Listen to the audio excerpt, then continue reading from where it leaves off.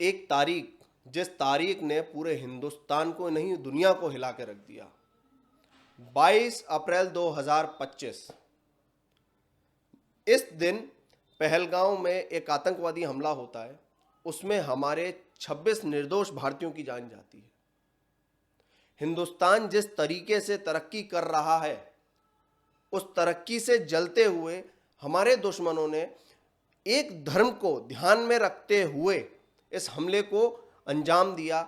ये सोचा कि भारत को किसी भी तरीके से अस्थिर किया जाए, लेकिन इस चीज को बहुत ही अच्छे से हमारे देशवासियों ने जवाब दिया कि नहीं, भारत बटा हुआ नहीं है, भारत हिंदू मुस्लिम में बटा हुआ नहीं है। फिर एक तारीख और आई, 6 मई 2025 रात 1:44 भारत की सशस्त्र सेनाओं ने इस आतंकवादी हमले का मुंहतोड़ जवाब दिया। और पीओके ही नहीं, पाकिस्तान के अंदर भी वो जगह जहां पे आतंकवादियों की पनाहगाह थी, वहां पे 9 जगहों पर मिसाइल से अटैक किया। पहला, भावलपुर, जैश ए मोहम्मद का बेस, मरकज सुभान अल्लाह। दूसरा, मुरीद के लश्कर ए तैयबा का ट्रेनिंग सेंटर। तीसरा और चौथा, सियालकोट, हिजबुल मुजाहिदीन के 2 कैंप। पांचवा, मुजफ्फराबाद पीओके, हिजबुल मुजाहिदीन का ऑपरेशन कैंप। छठा, कोटली, लश्कर ए तैयबा का गुलपुर कैंप। सातवां, बिम्बर, लश्कर और टीआरएफ का फॉरवर्ड पोस्ट। आठवां, नीलम वैली कम्युनिकेशन सेंटर। नवा और आखिरी, चौलिस्तान के आउटकस्ट पोस्ट, जो कि मोबाइल लॉन्चर पॉइंट के तौर पे भी यूज होते थे। इस स्ट्राइक में लगभग 24 मिसाइलों का इस्तेमाल हुआ और करीब करीब 70 के आसपास आतंकियों की मौत। 60 से ज़्यादा लोग घायल भी बताए जा रहे हैं।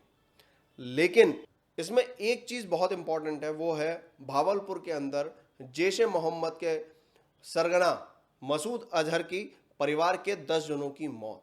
यहाँ तक सुनाई आया है कि इस मिसाइल अटैक के बाद उसने एक चिट्ठी लिखी और जिसमें यह कहा कि अगर काश मैं भी मर जाता तो बेहतर होता। यह है नया भारत। इस ऑपरेशन में भारत ने बहुत ही एडवांस वेपनरी का यूज़ किया। उनने अपने राफेल जेट्स का यूज़ किया, उसके अंदर स्कैल्प मिसाइल और हैमर बॉम्ब्स को यूज़ किया। उसी के साथ साथ सुखोई SU-30 MKV का यूज़ किया, प्लस मिराज 2000 का भी यूज़ हुआ। ये चीज़ दुनिया को ये दर्शाती है कि हम कितने केपेबल हैं, हमारी क्या कैपेबिलिटीज़ है वॉरफेयर के अंदर। फिर तारीख आती है 7 मई 2025 सुबह 10:30 भारत की तरफ से एक प्रेस ब्रीफिंग होती है। उस प्रेस ब्रीफिंग में 3 लोग शामिल होते हैं।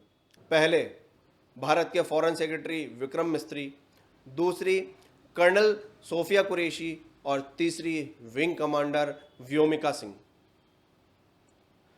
इस पैनल ने उन आतंकवादियों को और दुनिया को एक बहुत बहुत साफ शब्दों के अंदर मैसेज दिया कि जिस तरीके से आतंकवादियों ने पुरुषों को निशाना बनाया और महिलाओं को छोड़ा और कहा कि मोदी जी को जवाब दे के आए, तो ये मोदी जी का जवाब था कि हाँ, उसका जवाब मिलेगा, लेकिन वो हमारी भारत की महिलाएं देंगी।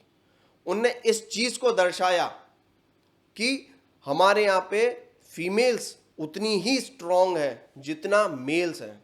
इसी प्रेस ब्रीफिंग के दौरान फॉरेन सेक्रेटरी विक्रम मिस्त्री जी ने कहा कि पाकिस्तान आतंकवादियों के लिए एक सेफ हेवन बन चुका है, लेकिन अब वो नहीं है। We will going to retaliate in a very calibrated manner.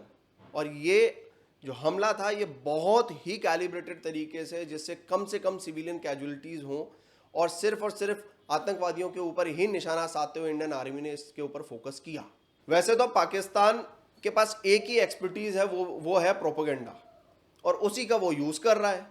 तो इसी प्रोपेगेंडा के अंतर्गत वो ये कह रहा है कि हमने इंडिया के 5 जेट्स गिरा दिए हैं, लेकिन उसके पास अभी तक कोई सबूत नहीं है कि उसने 5 जेट्स गिरा दिए हैं। जो भी इमेजेस या जो भी चीज़ें अभी ऑनलाइन वो फैला रहा है, वो सब पुरानी चीज़ें हैं। इस रिटेलिएशन को इंटरनेशनल सपोर्ट भी मिला। यूएस ने और यूएन ने इंडिया का सपोर्ट किया। उनने कहा कि हमें पता था इंडिया कुछ ना कुछ इस तरीके की चीज़ें करेगा।